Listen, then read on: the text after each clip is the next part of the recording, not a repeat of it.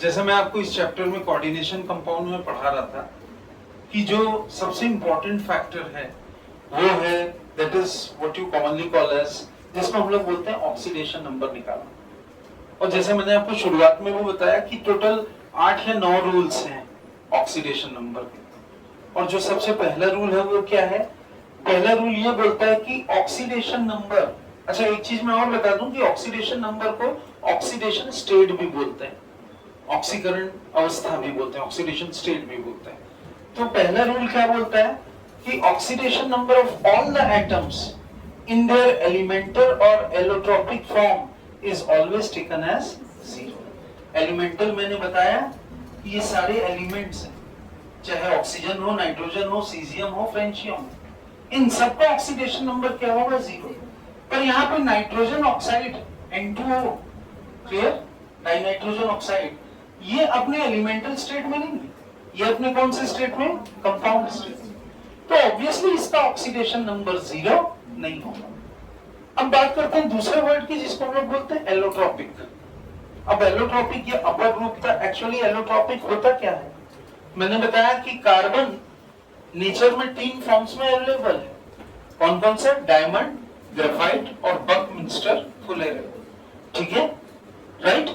अब इन तीनों में भौतिक रूप से फिजिकली देखोगे तो बहुत सारे डिफरेंसेस हैं, but chemically they are same and they are made up of one single substance and that is carbon.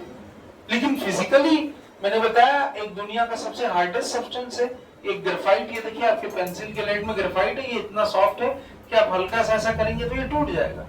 ये काफी सॉफ्ट और स्लिपरी है, अगर आप देखेंगे तो ये काफी, ग्रेफाइट जो होता है सॉफ्ट और स्लिपरी होता है, but diamond on the other hand is very hardest substance. इतना हार्ड होता है कि आप ओरिजिनल डायमंड छोटा सा इतना सा चूस लेंगे तो आपकी मौत भी हो सकती है, क्लियर।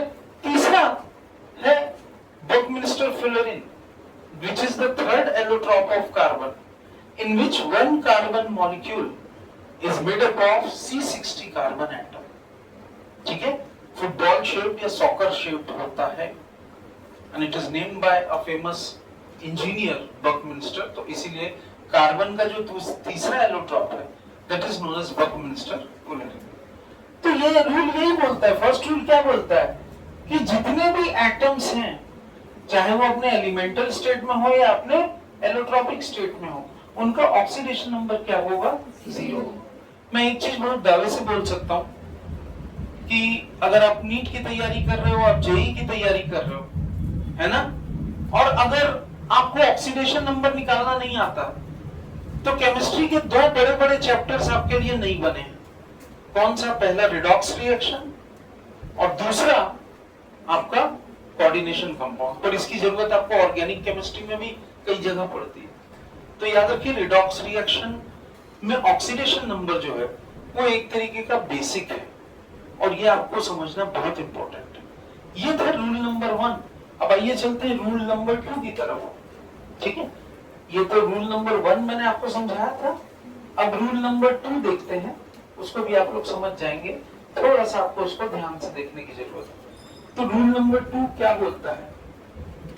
रूल नंबर 2 बोलता है कि oxidation number of monoatomic ion, क्या बोला मैंने?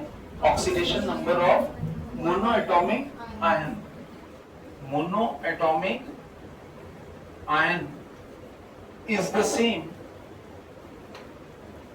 as charge on it, ठीक है। अब मोनोएटॉमिक आयन कौन सा है?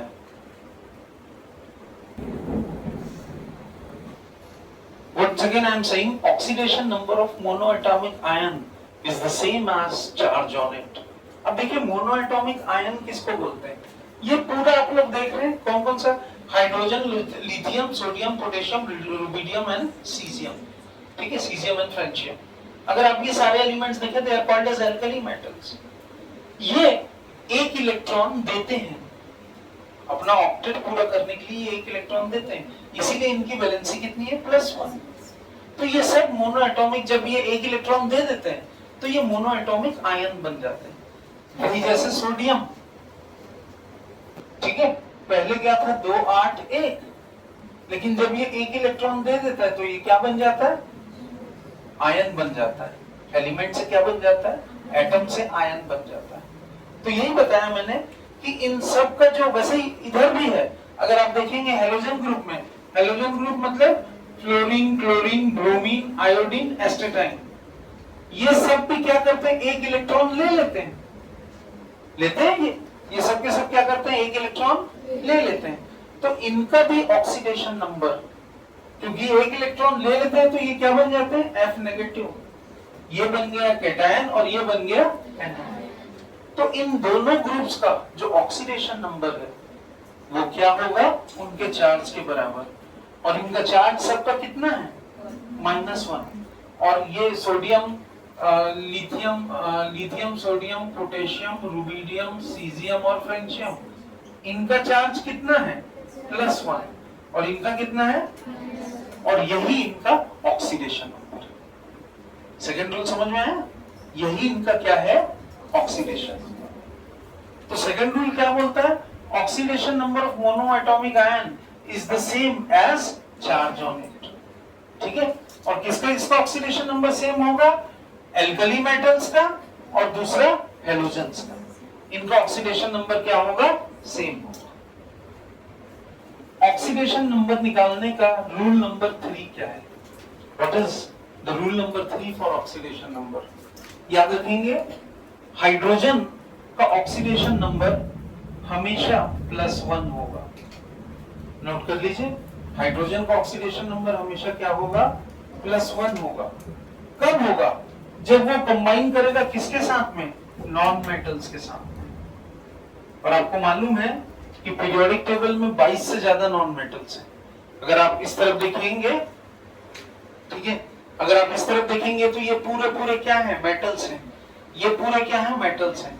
लेकिन उस तरफ अगर आप देखेंगे, ठीक है, पी ब्लॉक एकमात्र ऐसा ब्लॉक है पूरे पीरियोडिक टेबल में जिसमें तीनों एलिमेंट्स हैं, 3 तरह के एलिमेंट्स हैं। मेटल्स भी हैं, नॉन मेटल्स भी हैं और उप धातु मेटलॉइड्स भी। ठीक है? तो उस तरफ अगर आप देखोगे तो पूरे नॉन मेटल्स हैं। पूरे पीरियोडिक टेबल में अगर मैं बात करूं, टोटल अगर हम लोग देखें 118 एलिमेंट्स में 22 ऐसे एलिमेंट्स हैं जो नॉन मेटल्स हैं। तो हाइड्रोजन जब नॉन मेटल के साथ में कंबाइन करेगा तो उसका ऑक्सीडेशन नंबर क्या हो जाएगा? +1। याद रखेंगे, उसका ऑक्सीडेशन नंबर कितना हो जाएगा? +1 हो जाएगा। लेकिन जब हाइड्रोजन एक्टिव मेटल्स मतलब कौन से? ये पूरे जो है एक्टिव मेटल्स हैं। कौन से? Lithium, sodium, potassium, rubidium, caesium, francium और beryllium, magnesium, calcium, strontium, barium और रेडियम, इनके साथ में जब रिएक्ट करेगा तो हाइड्रोजन एक्टिव मेटल्स बोलते हैं इनको।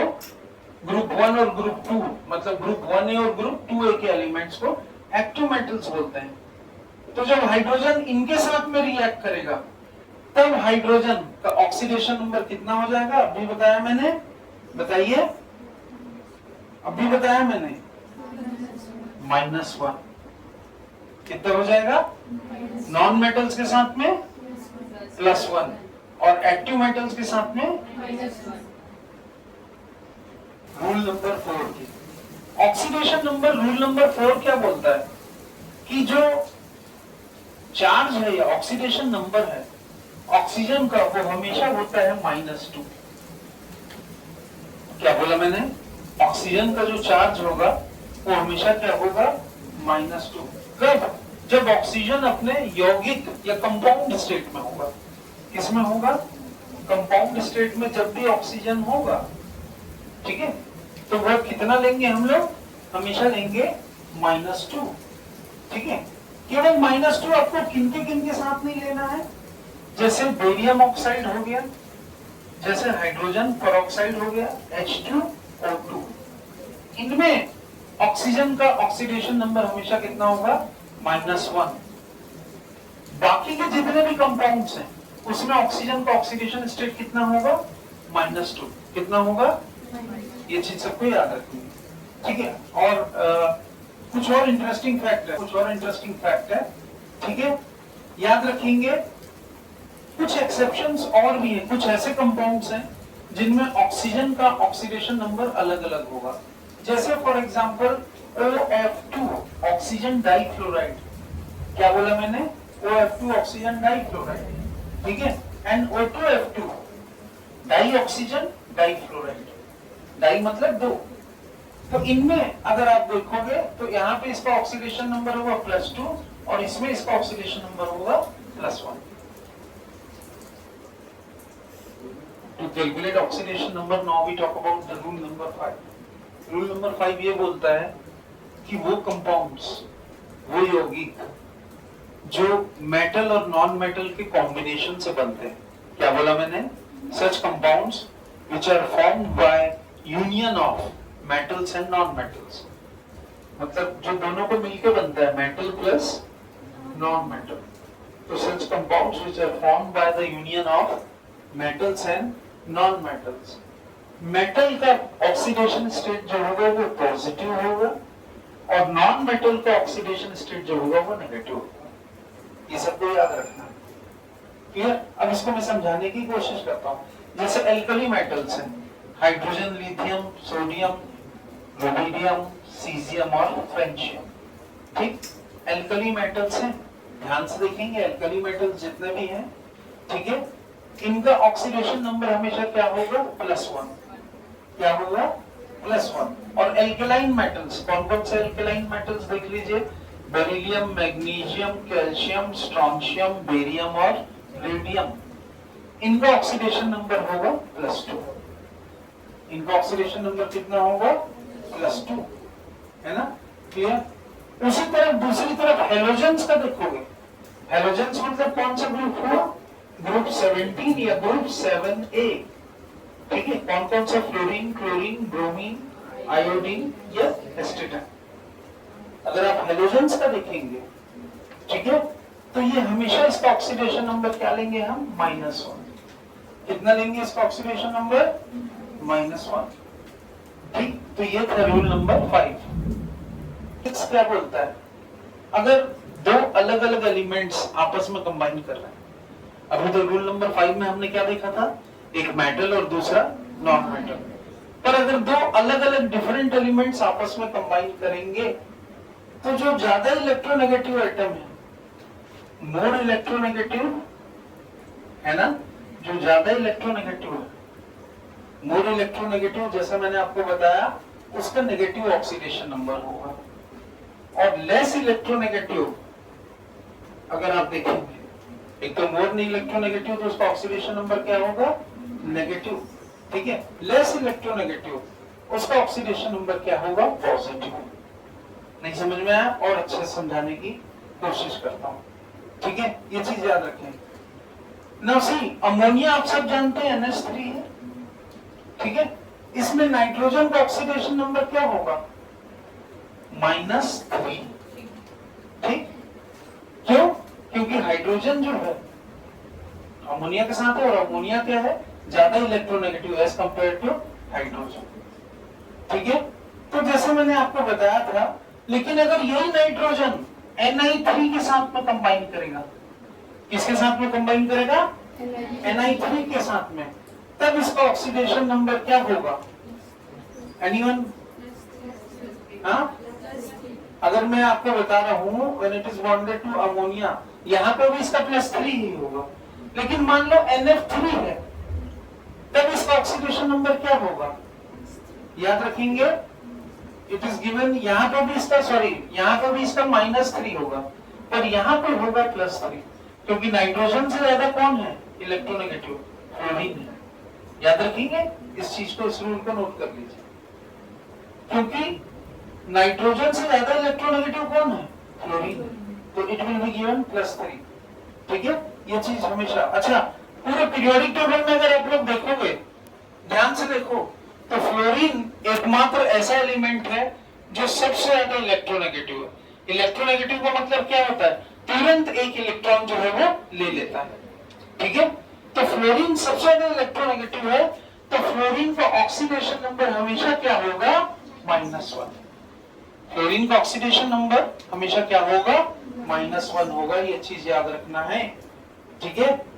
क्लियर है ना? ऑक्सीडेशन नंबर फ्लोरीन का -1 होगा, उसके सारे कंपाउंड्स में, सारे ऑक्साइड्स में, सारे इंटरहेलोजन कंपाउंड्स एक्सेट्रा। अब एक और रूल मैं बता रहा हूं, ठीक है? अगर मान लो इंटर हेलोजन कंपाउंड है, इंटर हेलोजन कंपाउंड मतलब जैसे मैं ले लूं IF7, दोनों हेलोजन से मिलकर बना, आयोडीन भी हेलोजन है, फ्लोरीन भी हेलोजन है, तो ये आपस में इंटर हेलोजन कंपाउंड बना रहा है। क्या बना रहा है? Inter halogen compound. और अगर ये इंटर हेलोजन कंपाउंड बना रहा है तो फ्लोरीन का ऑक्सीडेशन नंबर क्या होगा? अब भी बताया मैंने, फ्लोरीन का ऑक्सीडेशन नंबर कितना होगा? -1, ठीक है, क्लियर। और आयोडीन का क्या होगा? आयोडीन का होगा +7। क्यों? क्योंकि फ्लोरीन ज्यादा electronegative as compare to iodine, ठीक है। ये चीज सबको याद रखनी है, you have to remember, clear. अब रूल नंबर 7 देख लेते हैं। रूल नंबर 7 क्या बोलता है? Neutral compounds. अब न्यूट्रल कंपाउंड मतलब उदासीन यौगिक जो बोलते हैं न्यूट्रल कंपाउंड्स। न्यूट्रल कंपाउंड जितने भी हैं, जैसे वाटर हुआ, जैसे अमोनिया हुआ, इन सारे न्यूट्रल कंपाउंड्स में जो ऑक्सीडेशन नंबर कुल मिलाकर के होगा वो होगा 0। नोट कर लीजिए, सारे न्यूट्रल कंपाउंड्स का ऑक्सीडेशन नंबर क्या होगा? 0 होगा। और एक आखिरी रूल मैं आपको और बता देता हूं, आखिरी रूल भी देख लीजिए। आखिरी रूल क्या बोलता है? कॉम्प्लेक्स आयन में या पॉलीएटॉमिक आयन में उसका जितना चार्ज होगा, सबको जोड़ने के बाद उसका जितना चार्ज होगा वही उसका ऑक्सीडेशन नंबर होगा। जैसे कार्बोनेट आयन CO3 2 नेगेटिव, तो इसका ऑक्सीडेशन नंबर क्या हो जाएगा? -2। क्यों? क्योंकि इसका चार्ज ही कितना है? -2। Is this clear? तो ये थे ऑक्सीडेशन नंबर को निकालने के कुछ रूल्स। आप लोग इसको प्रैक्टिस जरूर करिएगा। जब आप क्वेश्चंस के साथ में प्रैक्टिस करेंगे तो जब ये रूल्स आपके दिमाग में होगा तो आपका ऑक्सीडेशन नंबर आराम से बनता जाएगा। लेकिन याद रखिए उसमें थोड़ा सा अलजेब्रा, मैथ्स भी माइंड में होना चाहिए, क्योंकि वो होगा तभी आपसे ऑक्सीडेशन नंबर निकलेगा। और इसको अगर आप प्रैक्टिस करेंगे तो आप इसमें थोड़े समय में मास्टर हो जाएंगे, राइट।